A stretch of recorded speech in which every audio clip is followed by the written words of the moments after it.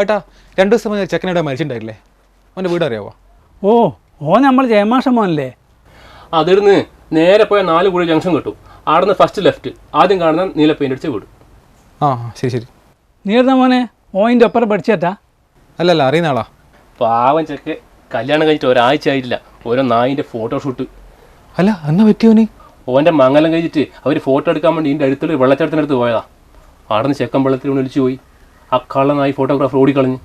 ഒച്ചപ്പാടാക്കിയോണ്ട് ചെക്കൻ്റെ ബോഡിയും കിട്ടി. അത് മാത്രമാ, ഈ ചെക്കൻ വീഴുന്ന വീഡിയോ എടുത്തിട്ട് ഈ ഫോട്ടോഗ്രാഫർ യൂട്യൂബിലിട്ട് എല്ലാവരും കാണിച്ചു വൈറലായി.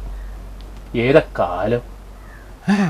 പിന്നെ അത് മാത്രമല്ല ഏട്ടാ, ഈ കാലത്ത് ഒരു ഫോട്ടോഷൂട്ട് ചെയ്യുന്ന സമയത്ത് മിനിമം ഒരു ആംബുലൻസ് ഫയർഫോഴ്സ് എങ്കിലും വേണം. അല്ലെങ്കിൽ ഷൂട്ടിന് മുന്നേ ഒരു ഇൻഷുറൻസ് പോളിസി എടുക്കുന്നത് നല്ല. അതിൻ്റെ ഇടയ്ക്ക് പോളിസി തിരികേറ്റത്. ചെക്കൻ മരിച്ച സ്ഥിതിക്ക് പോളിസി പ്രകാരം ഒരു പോസ്റ്റ് വെഡിങ് പോസ്റ്റ്മോർട്ടം ഫോട്ടോ എടുക്കേണ്ടി വരൂലേ അല്ലേ? നിങ്ങളിത് മരിച്ചു വീട്ടിൽ കൊടുക്കണേ. എൻ്റെ മൂഡ് കംപ്ലീറ്റ് പോയി. ഞാൻ പോട്ടെ എന്നാൽ. ഇത് നാളെ ബാഗിൽ നല്ല കനമുണ്ടല്ലോ. നോക്കട്ടെ. എടാ, ഇതാ മരിച്ച ചെക്കൻ്റെ ആൽബല്ലേ? അപ്പൊ ഈ കള്ള നായിയ ഫോട്ടോ എടുത്തേ. പിടിക്കണ